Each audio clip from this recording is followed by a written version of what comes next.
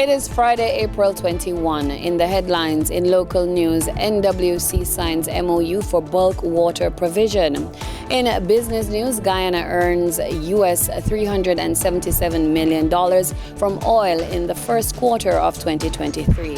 In regional news, Digicel launches 2 innovation labs in Trinidad and Tobago.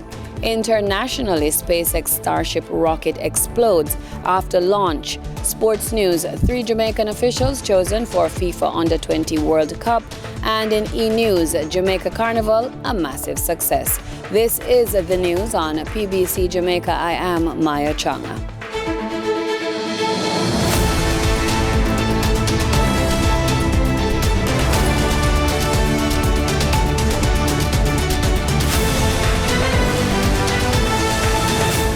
The National Water Commission, NWC, has signed a Memorandum of Understanding with Kankara Development Limited, CDL, for the provision of bulk water, sewerage and irrigation services to NWC customers in southeast St. Catherine. Speaking at the signing ceremony, Minister without portfolio in the Ministry of Economic Growth and Job Creation with responsibility for water, Matthew Samuda, outlined the scope of the project.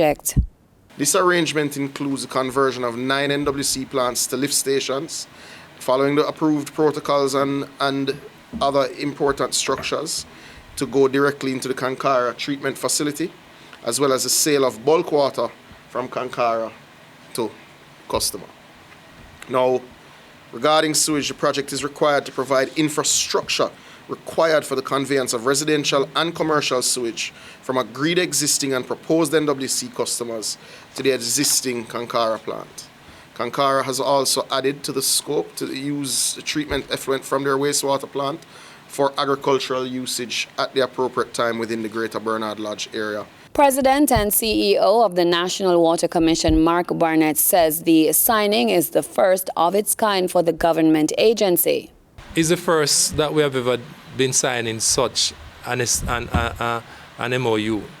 So it's arguably a momentous occasion, and it's really an effort, as I said before, in how we deliver service, in how we engage, how we leverage private financing in expanding infrastructure to provide the level of support. Minister of Foreign Affairs and Foreign Trade, Senator Kamina Johnson-Smith, is leading Jamaica's delegation to the 4th CARICOM India ministerial meeting in Georgetown, Guyana today, April 21.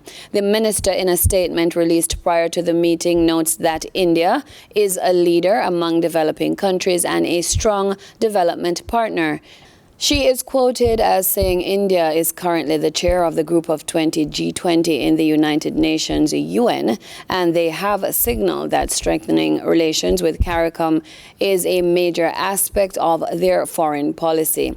This meeting, therefore, provides an opportunity for Jamaica and CARICOM to further elevate issues of concern to the region, end quote.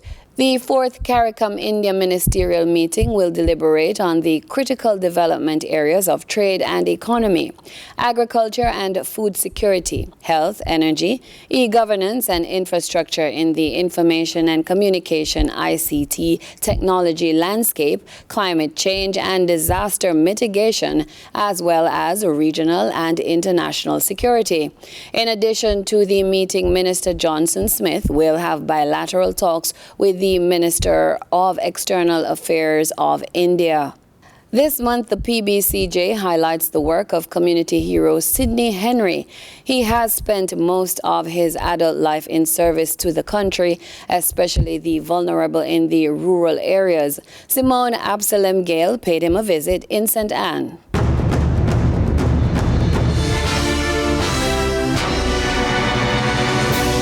So in this episode of Community Heroes, we're going to be featuring the owners and operators of Village Academy School of Agriculture right here in Moneague, St. Anne. At present, I'm waiting for the Director of Community Liaison at the Bureau of Gender Affairs, Miss Nadia McLaren.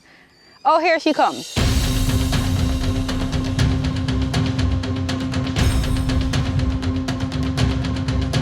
what are you going to be doing here today? Seeing the amount of work, the gamut of work that they are doing with the young people and the needs that they have, the Bureau have even put them on our COPE initiative, which is Community Outreach or Program Empowerment, for us to help them to offset some of the needs that they may incur, because the students here really need assistance. All right, let's go and take a look at their operation.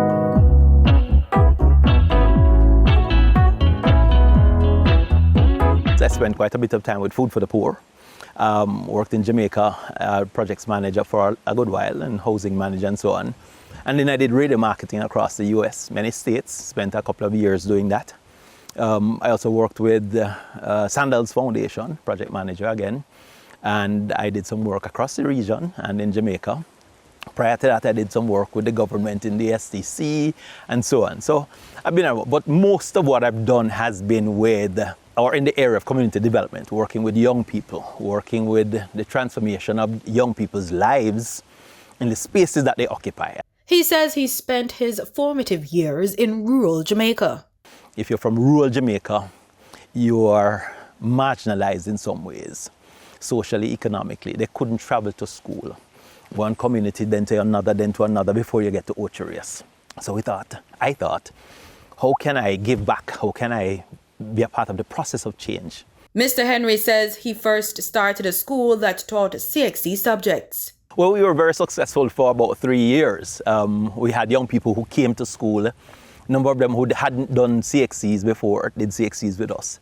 I mean, when we were showing off that we had 17 young men who had come to school after dropping out and they passed 3 subjects. In the scheme of things, that's not a lot. But where we come from, that was a party. So we had a good time. I struggled after that because I saw they simply moved from one crowd to another. They still were unemployed, still couldn't afford to get into sustainable work spaces. And it was painful because I still found our sisters selling in the bar, selling on the street. And I asked myself what we did. What did we do? And so I spoke to the community and said, we need to do something that is going to empower our young people. And I thought about it and said, well, we need to get into something that's competence-based. They will do for themselves. They can create for themselves. They can get into a space where they can build initiatives for themselves. And we said, where are we? In the countryside. What about it? Agriculture. So let's use agriculture. And that's how you got to create the Village Academy. Tell me, what do you do here? We occupy 2 properties that were formerly primary schools managed by the Jamaica Methodist District. And they have graciously leased these to us. So there's one here, and we're in the Clapham, Watsonville area of Monique, and there's another on the west side of town in the Greyfield area. So these 2 properties. Then we have another down the road that we've been working on before COVID.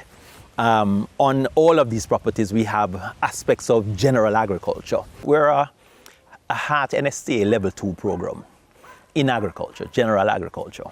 So we offer specializations within that. So we'll do agriculture, poultry rearing, crop production, greenhouse production, all of those things. That is in preparation for the youngster, either going into their own enterprise or for continued education. So we do that here on this property. We're also, the other property, we do the same thing. We're developing another property now that is much bigger than this. And on that property, we have 2 greenhouses, large poultry layer, broiler houses, and so on, pig rearing. We have a dorm, huge dorm that is almost finished, which we'll talk about a little bit. We also have an agro-processing house, 2,500 square feet of a building that's up to the 1st floor. And well, COVID came and we didn't allow COVID to come to school, so we kind of locked down everything. And hopefully now we can continue to invite our partners, those who don't know their partners yet and those who are, to come back to us to help us to build out a sustainable space for rural young people. They need to have that opportunity. And so that's what we're doing here. We're creating a space. We need more teachers. We need more remedial support. But in addition to that, come next year or September of this year, which is what we're really preparing now for, and this cohort is coming through that process with us, we want to fully occupy all 3 campuses. But to do that, we need some help. We need help in terms of the practical resources. We have put in some things. We have the infrastructure for the poultry houses, the greenhouses, and so on. We need some renovative work. The partners who come to us and they'll bring the crackers and bread or whatever, helps us to feed them.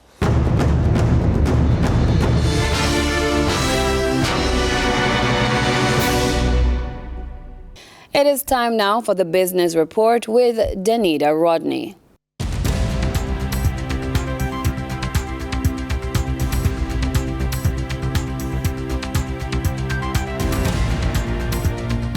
Jamaicans have lowered their expectations for the economy.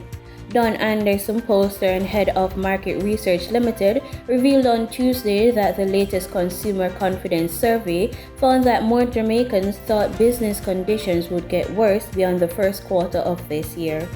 The survey also revealed a less optimistic outlook for the availability of jobs. Anderson said this marked the first reduction in both business and consumer confidence following increases last year coming out of the pandemic. Now for your market updates.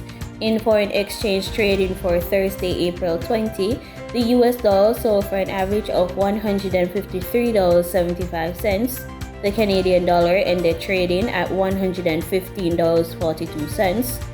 The pound sterling traded for $191.45 and the euro sold for $173.36.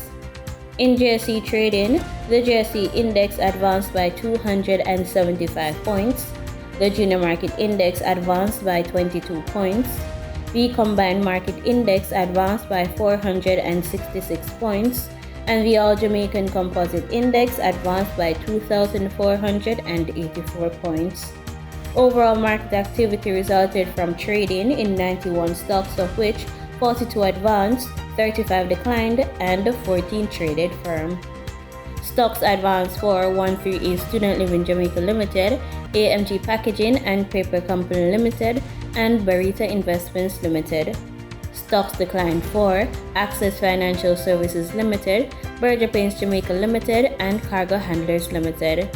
Trading firm were Caribbean Flavors and Fragrances Limited, Community and Workers of Jamaica CCU Deferred Share, and Consolidated Bakers Jamaica Limited. The overall volume leaders were Stanley Motor Limited Ordinary Shares with over 8 million units, Wixon Wind Farm Limited Ordinary Shares with over 5 million units, and the Trans-Jamaican Highway Limited with over 3 million units. In regional stocks, in Trinidad and Tobago, Calypso Macro Index Fund posted 162 shares. On the Barbados Stock Exchange, Goddard Enterprises Limited was the sole security trading over 50,000 shares. In regional business, Guyana has managed to rake in some $377 million from the oil and gas industry in the first quarter of this year alone. More from Newsroom Guyana.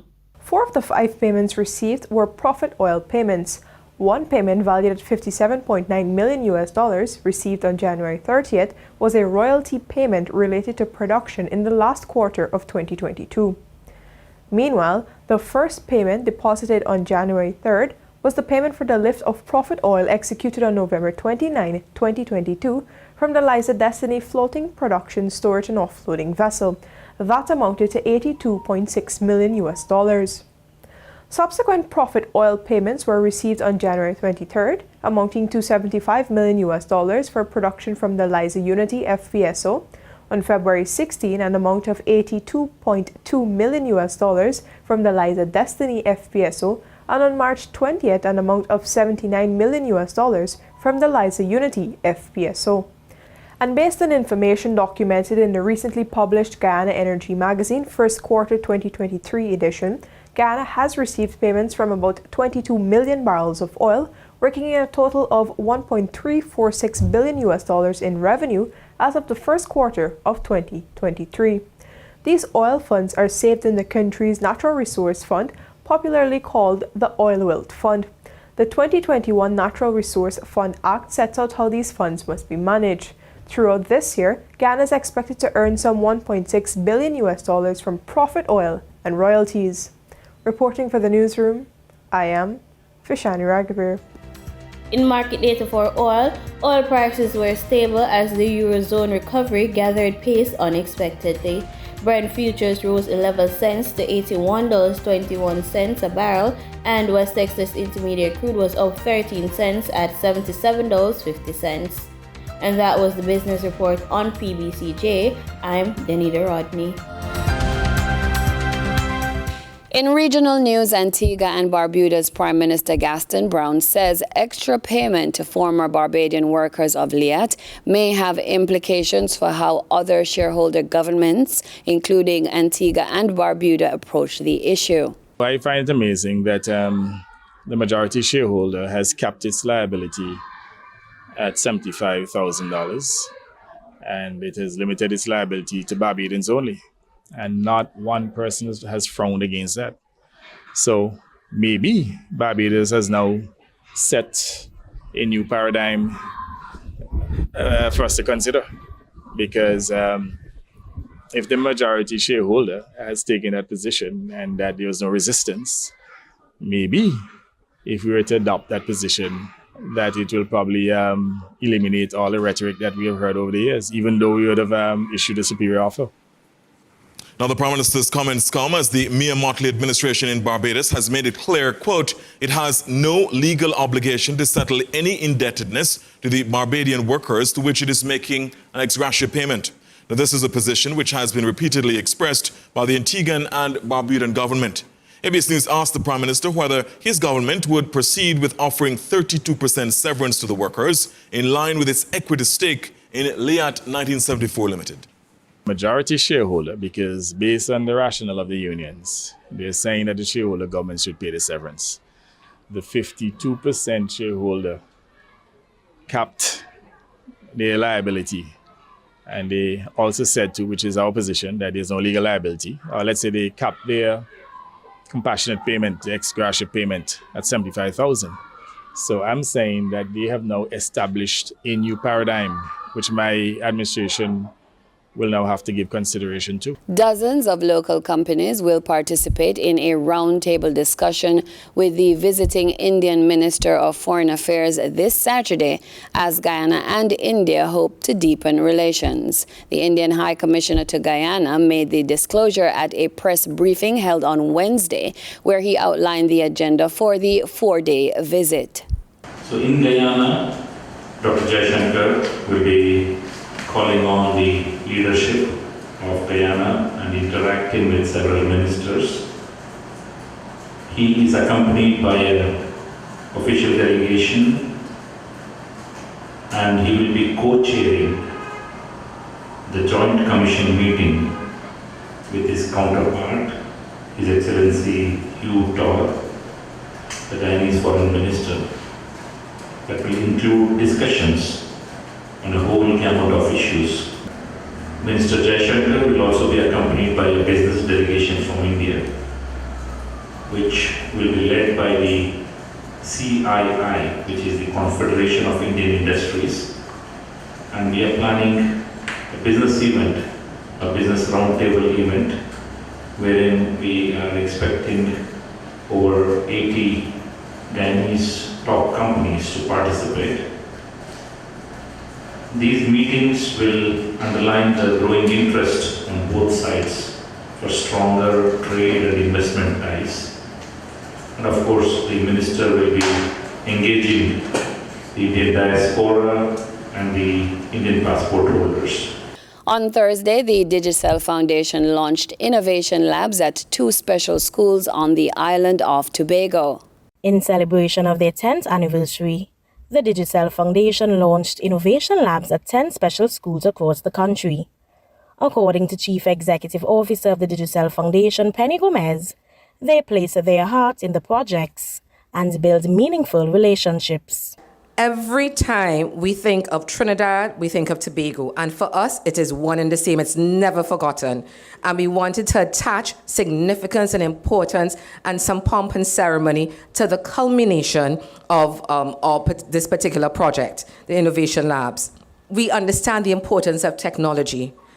We want to stay true to our mantra to create a world where no one gets left behind. So we are living it today. The innovation labs are fully outfitted with advanced technology. Each of these innovation labs is equipped with computers, virtual reality headsets, smart boards or smart TVs, multimedia projectors, printers, foot pedal mouse systems, audio recorders, printers, soundbars, headsets, and software. The two schools will also receive free internet connectivity for a one-year period. Principals of the schools expressed gratitude for what they described as Digicel's continuous support.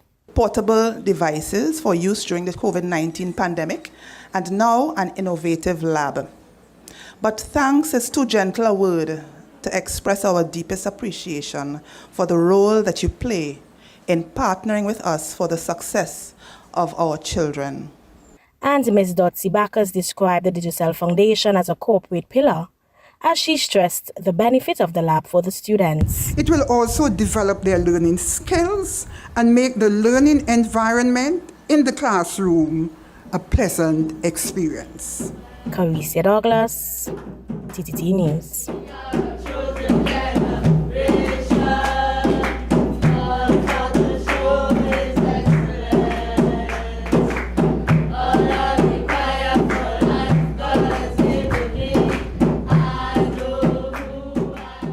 In international news, SpaceX has launched the largest rocket system ever from its spaceport in Boca Chica in Texas. The crewless vehicle Starship took off but exploded mid-air after its rocket stages failed to separate. We have more from Al Jazeera. First, the race to space was just about getting there. Now it's about getting a lot of people or a lot of heavy equipment off our planet at once. At least it is for SpaceX CEO Elon Musk. Starship is supposed to be the largest vehicle ever sent to space. Standing at 120 meters in stainless steel, it's designed to propel 100 people, or more than 100 tons of equipment, to orbit. And Musk is the only space entrepreneur making that bet.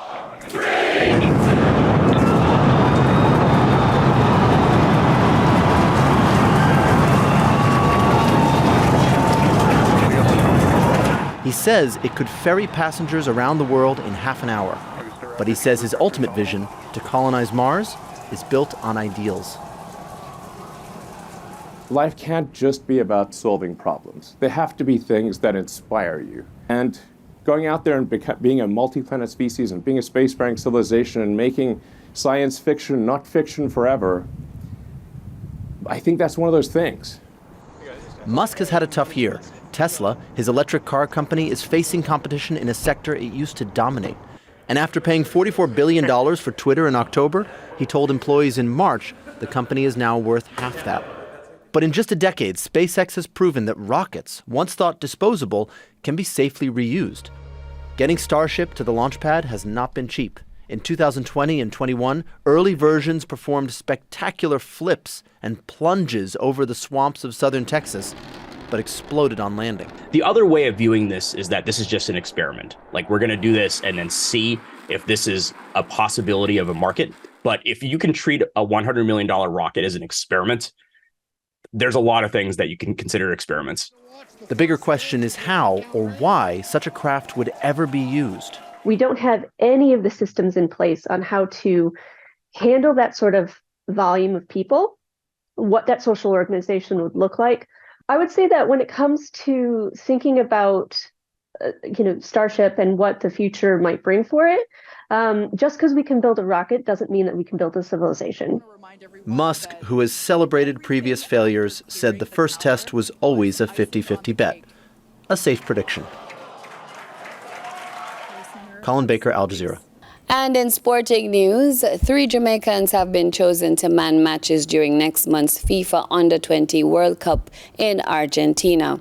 Jamaica's FIFA referee O'Shane Nation, as well as assistant referees Jessette Kerr-Wilson and O.J. Duhaney, are among 25 referees and 38 assistant referees for the tournament that will also utilize 18 video match officials. The FIFA Under-20 World Cup in Argentina will take place between May 20 and June 11.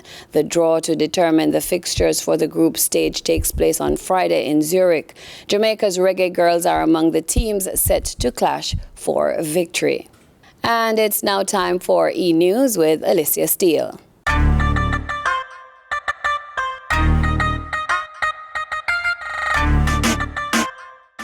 Welcome to PBCJ's ENews. I'm your host, Alicia. On this week's show, we highlight Shenseea at Coachella and the success of Jamaica Carnival. Let's get into the segment. The carnival industry is a major source of revenue for many countries and generating income from tourism, merchandise sales, and event tickets. Jamaica's carnival generated billions of dollars and could help to boost the country's economy while creating jobs in the tourism and hospitality industries. The success of this year's carnival helps to promote Jamaica's culture and attract more visitors to the country.